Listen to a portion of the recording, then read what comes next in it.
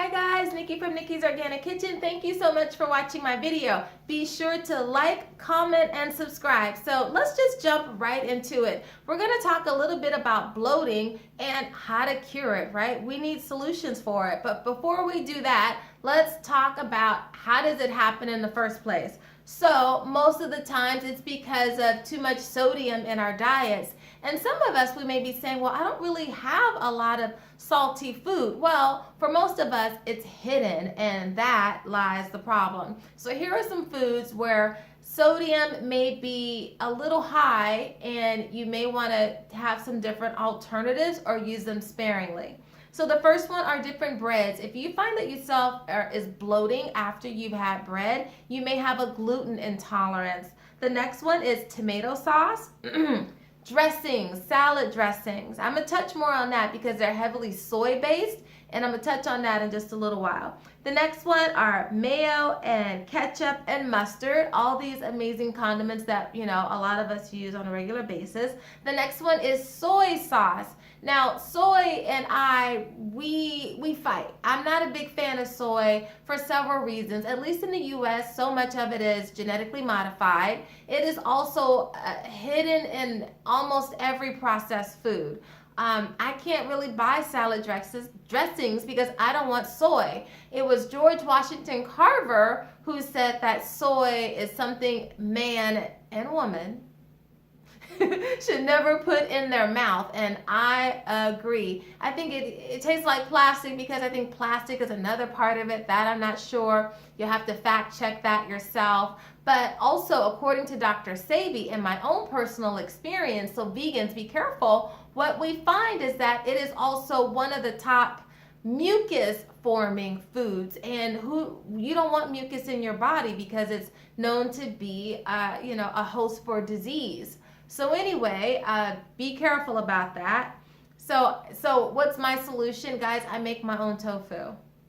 And I just use a couple ingredients, and it takes just a few minutes, and I know what's in it, and I'm not worried about it being genetically modified. The taste is amazing. I make it any consistency I want, and I think it takes less than a minute prep time and about 5 minutes cooking time, and then it sets in 30 minutes. So look for that recipe here too. The next food is wine, cereals, diet sodas. Of course, having fried foods is going to contribute. Now here's another thing. Sometimes it's the combination of foods, right? So if you have sugars with protein, that can look like the standard American diet, right? A hamburger with a bun, fries, and a sugary drink. You've just had that combination, and you're going to have bloating. I mean, look at all of the slang we're always, if you're eating and you're doing this, then you need to take a little bit of inventory. At least in my culture, the African American culture, we're always talking about the itis. Well, look what we just ate. It's kind of a mess. Fried this, mac and cheese, the starches, protein, sugars, wrong oils, And actually, I shouldn't say we because I rebuke that in the name of the Lord. But anyway, this is what bloating is about. It's about what we eat.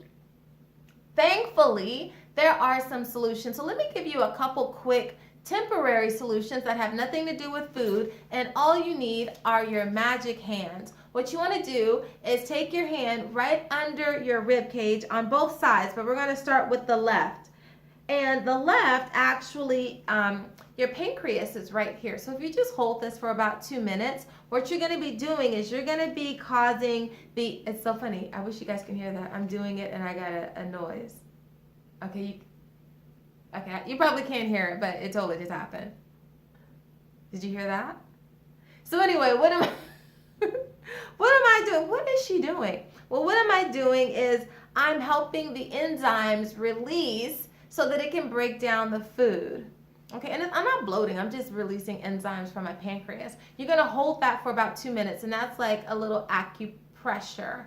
You're going to take your next hand and put it under your rib cage on the next side, and that is where our gallbladder is, where our bile is produced. And you're just going to hold it for about 2 minutes, and now you're helping your body to produce more bile.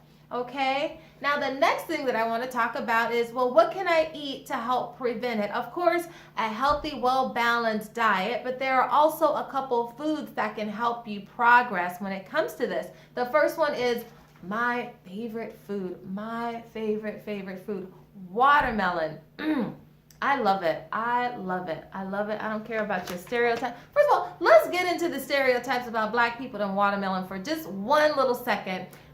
Last year, I was in Tennessee, and I had the privilege of going to an underground railroad, which was owned by a wealthy German guy, and I got to see a lot of artifacts, and I learned so much. Shout out to New Haven slave underground railroad. I don't even like to use the word slave. These were enslaved, amazing, beautiful, intelligent fighters who fought and finally got us free, but that's a whole nother subject. But let me touch on the whole thing with watermelon and slavery. So you know how black people have this stereotype, and I'll even admit, when I was younger, I was afraid to eat watermelon in public because of the stereotypes, but now I do it with so much pride, and here's why.